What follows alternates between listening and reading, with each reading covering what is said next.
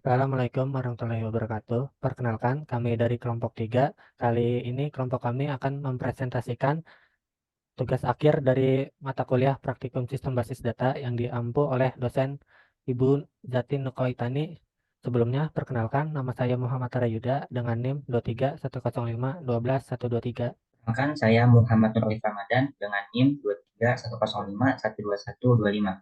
Perkenalkan, nama saya Rifki Aren Mutakin dengan NIM 2310512124. Perkenalkan, nama saya Vito Valerino dengan NIM 23105121099. Dan perkenalkan, nama saya Ahmad Rahmat Firdiawan dengan NIM 23105120092. Lalu untuk bagian selanjutnya adalah demo website tersebut. Lalu masukkan namanya, email, username-nya, lalu password 1 sampai 7. Agree buat akunnya. Oke. Setelah itu website kami memberikan layanan 5 jasa, yaitu renovasi rumah, tukang kebun, tukang cukur, bersih-bersih rumah, dan pembersih kolam. Yang akan kita pilih kali ini adalah renovasi rumah dengan durasi selama 1 hari. Lalu untuk profil selanjutnya kita masukkan daftar alamat, lalu alamat pembayarannya BCA, nomor rekeningnya sama saja 1 sampai 7. Jika sudah, akan tertera di biodatanya. Untuk selanjutnya kita masukin ke chart. Jika belum tercentang, kita klik centangnya. Lalu kita pilih order. Setelah itu mari kita lihat di historinya. Nah, di sini sudah ada histori pesanan jasa yang kita inginkan. Lalu untuk kontaknya kita masukkan namanya Kevin Anderson. Lalu emailnya, subjeknya sebagai customer. Pesannya adalah renovasi rumah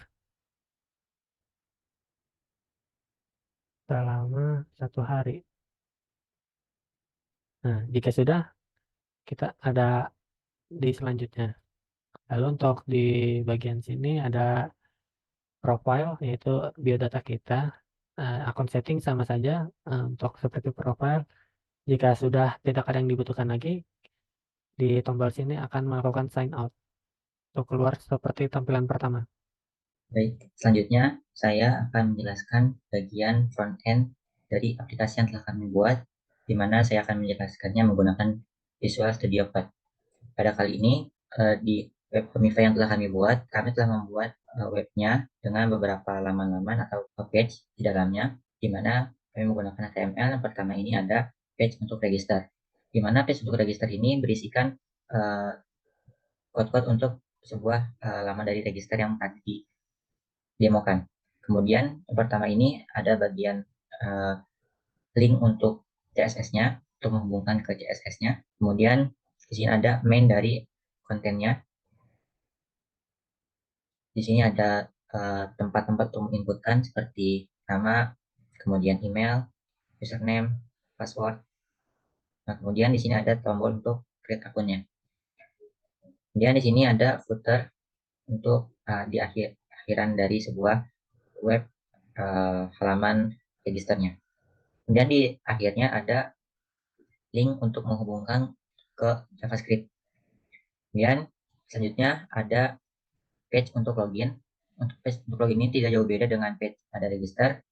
Pertama ada link untuk CSS-nya untuk dihubungkan kepada CSS. Lalu ada main-nya dan tidak jauh beda isinya dengan register tadi. Hanya saja berisikan input-input yang lebih sedikit, hanya username dan password saja.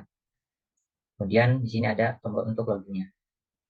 Untuk footernya sama seperti halaman register, dan terakhir ada link untuk menghubungkan kepada JavaScript-nya. Kemudian selanjutnya ada page index HTML, di mana page index HTML ini adalah page homepage-nya atau dashboard dari sebuah aplikasi Comify. Di sini berisikan link-link untuk dihubungkan kepada CSS-nya. Kemudian di sini ada feedernya, berisikan navigation, ada navbar-navbarnya, di mana ada dashboard navbar, kemudian ada profile, dan ada logonya, kemudian ada chart navbarnya dan kontak navbarnya. Kemudian di sampingnya lagi, tadi ketika didemokan ada profile di pojok kanan atas, Ini adalah navigation itemnya. Ini adalah code-nya. Dan di sini ada isi dari sebuah laman dari homepage-nya. Lalu terakhir ada footer-nya. Ada footer di halaman homepage-nya, dan terakhir ada link untuk JavaScript-nya.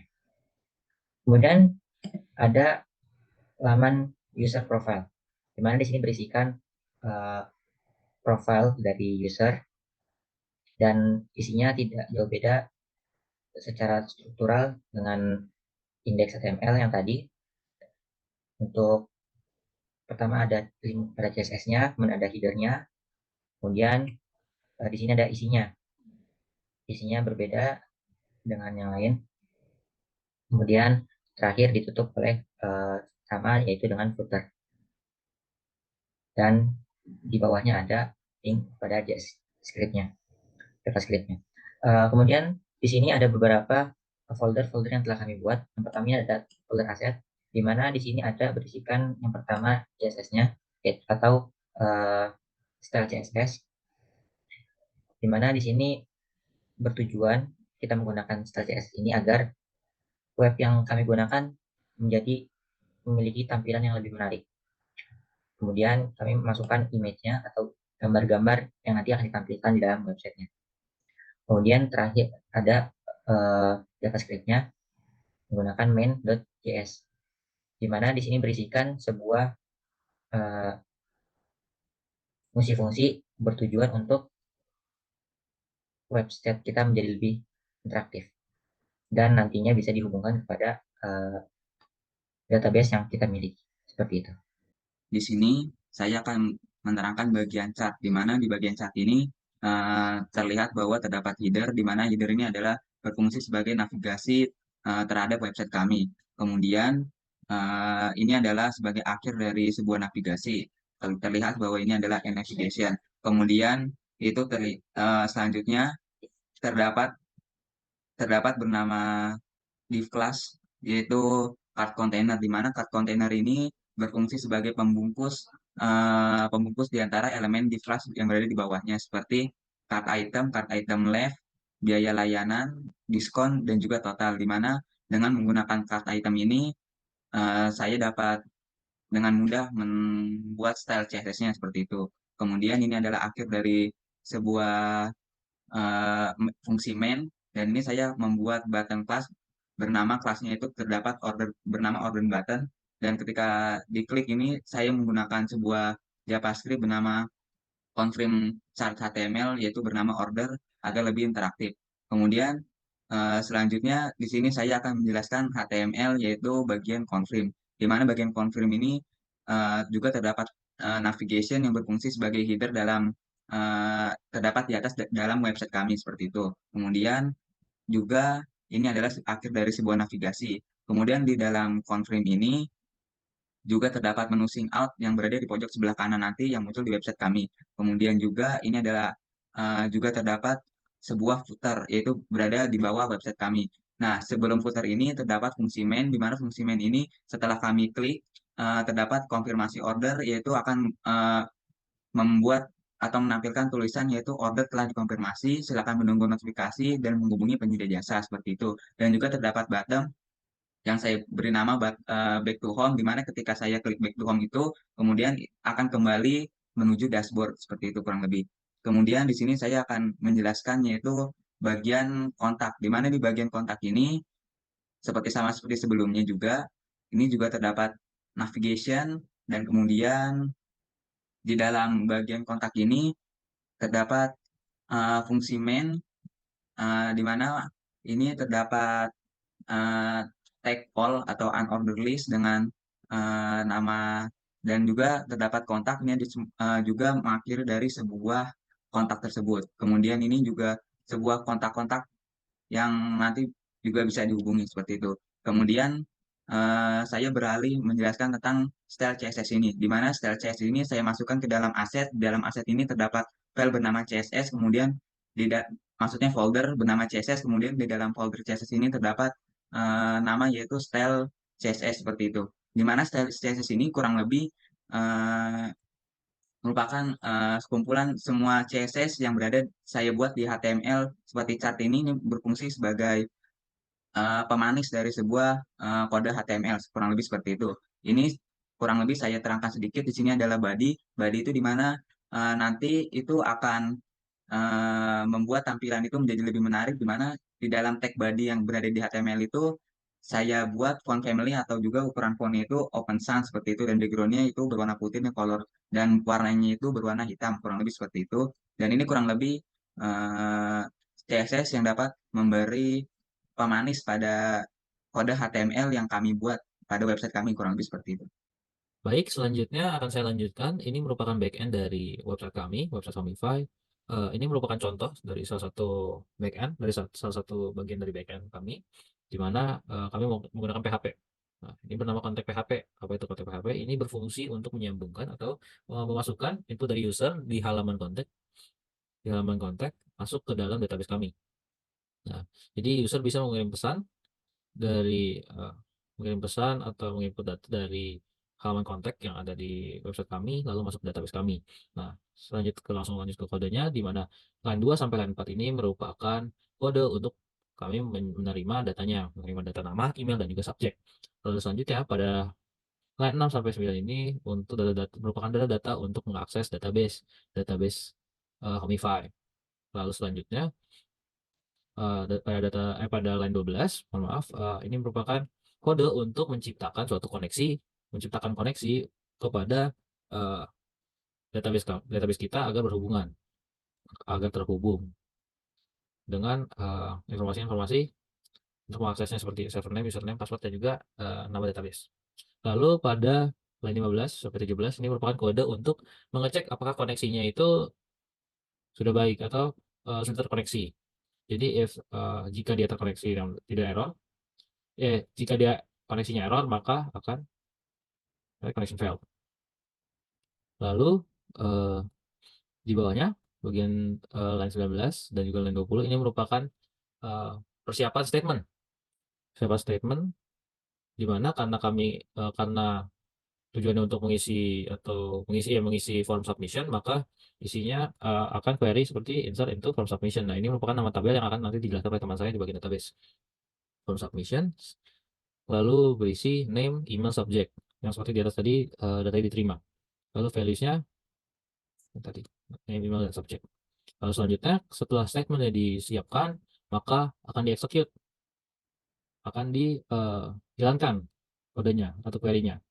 Jika statementnya diexecute berjalan dengan baik, maka akan keluar oke. Jika tidak, maka not oke. Lalu setelah di execute atau setelah dijalankan statementnya, maka akan di close statementnya, dan juga connection-nya akan di close juga. Setelah connection di close, maka sudah selesai di sana.